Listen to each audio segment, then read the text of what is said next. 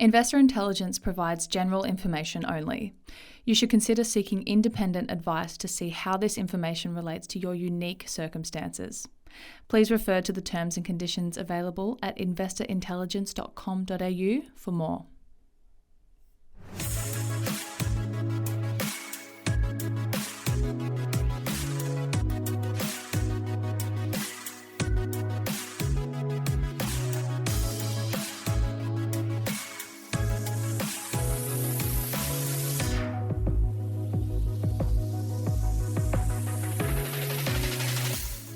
Hello and welcome to this week's episode of Investor Intelligence, brought to you by the team at the Property Mentors. It's your weekly podcast for all things investment.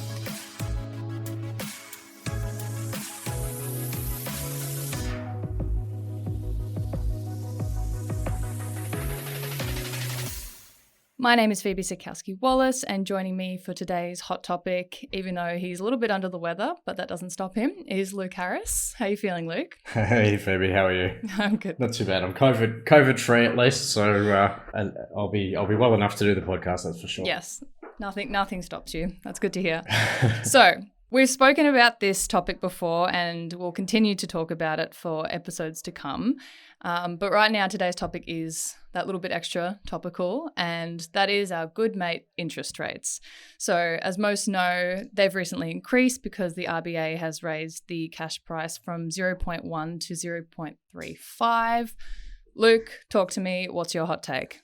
Well, look, I think the thing that a lot of investors just need to understand, and owner-occupiers as well, is that interest rates are a fact of life. They're going to go up and down and sideways.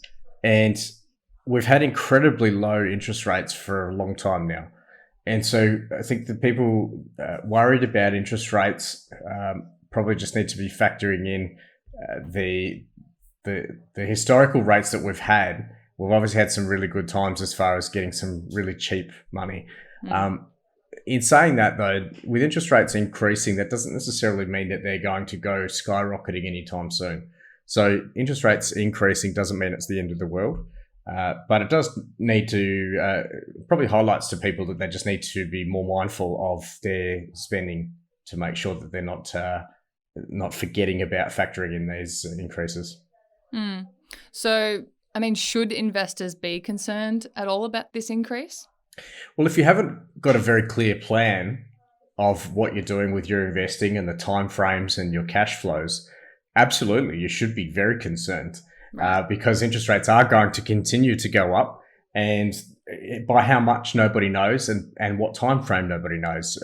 There's all sorts of opinions and guesses out there as to how much they're going to go up and in what time frame. We're certainly expecting more interest rate increases this year, and possibly as soon as next month. But I think that if you don't understand your figures, you don't understand your income and expenses on your investments, then you should probably be very concerned. We use a tool called Augur Investor here at the Property Mentors. It's an online tool to allow people to do predictions and forecasting for their cash flow forecast for their investment properties, and allows you to put in all of the figures for your investment, such as your rental income, your interest expenses, all of your outgoings such as repairs and maintenance, any body corporate or strata fees that you need to pay. All of those things go into the report, and it spits out a figure at the other end, how much it's actually going to cost you per week to actually own the property, or how much it's going to put in your pocket. Now, without having a tool like that, it's really hard to know your financial position down to the last dollar.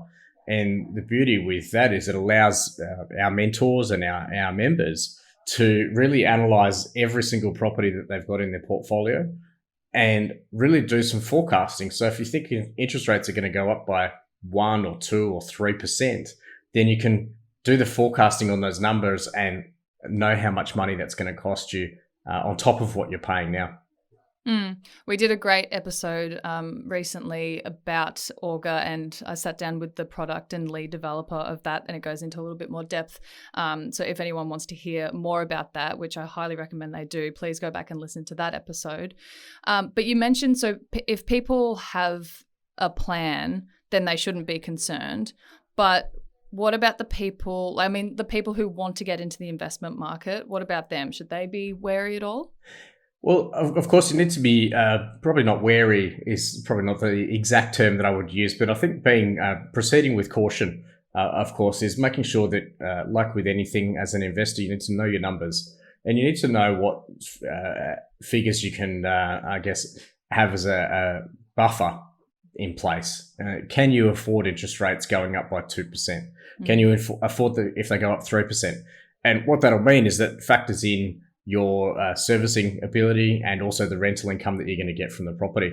But also be mindful of the fact, this is the big key thing that a lot of people worry about, interest rates a lot. But you've got to think that when we're buying an investment property, who's putting up most of the money? The banks or the lenders. Yeah. The lenders and the banks are putting up most of the money. So they're the ones that are going to be factoring in your ability to repay that loan. So they're going to be looking at not just the property when they're assessing the whole deal, they're going to be looking at you. And they're going to be looking in at your ability to service higher interest rates. They're going to be looking at your ability to service that debt if and when rates go up further. And so whenever the banks are assessing your application, they're already factoring in 2 or 3% above what rates are doing today. So they need to protect their 80% or 90% or 70% that they're putting into the deal. They need to protect that. So of course, they're going to be doing their analytics behind the scenes and assessing your loan at a higher rate than what rates are today. The Property Mentors are celebrating their 8th birthday, and to celebrate are offering a special 1-month membership for brand new members. This special birthday membership not only gets you access to one of our expert mentors for 3 coaching sessions, but we will also source and present an investment property to you and assist you through the purchase process. Getting started in property investment has never been easier. Visit thepropertymentors.com.au/birthday to join today.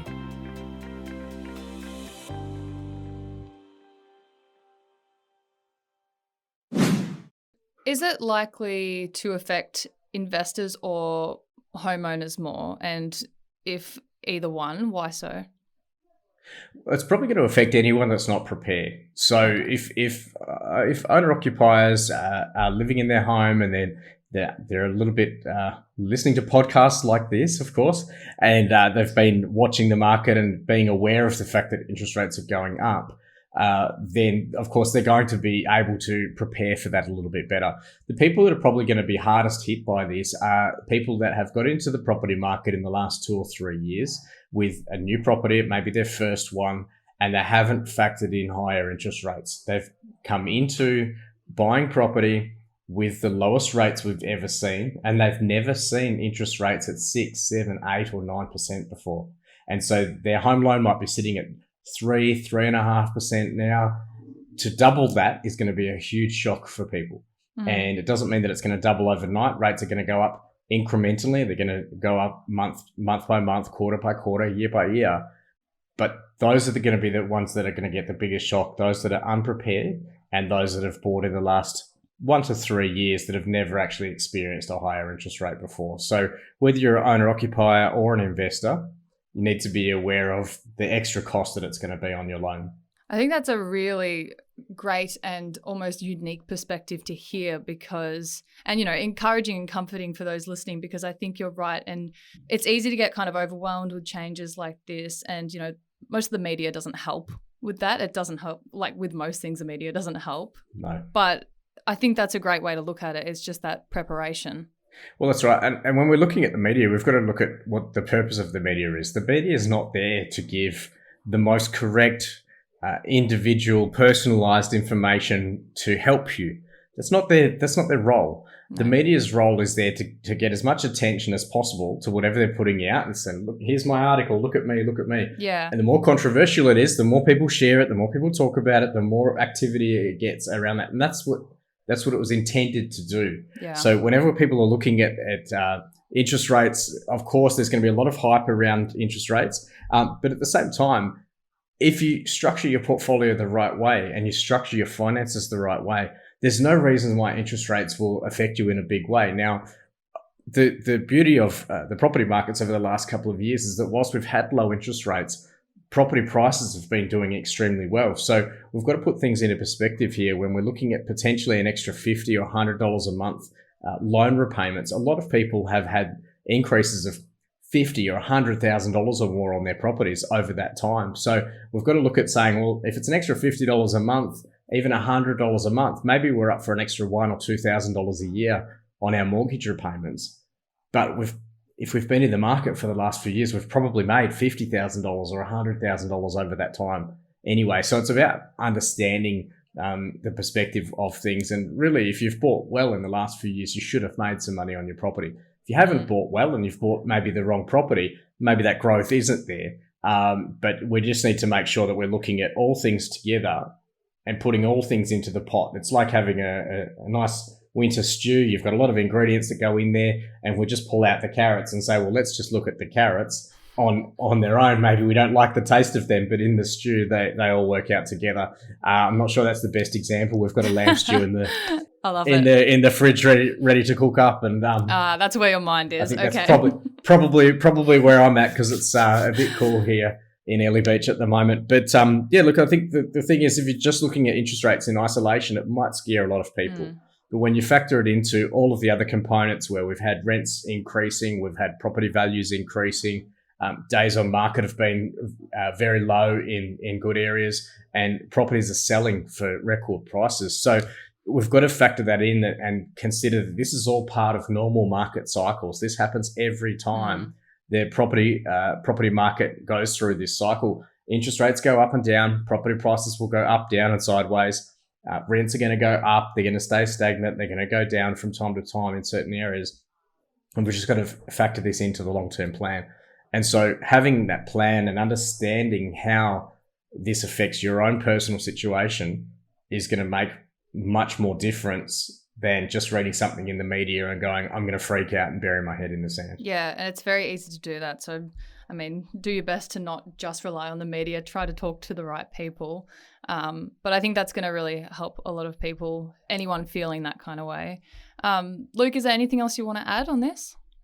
Well, I think obviously the election is coming up. We're all aware of that. That's happening in a little over a week's time from the day of recording today.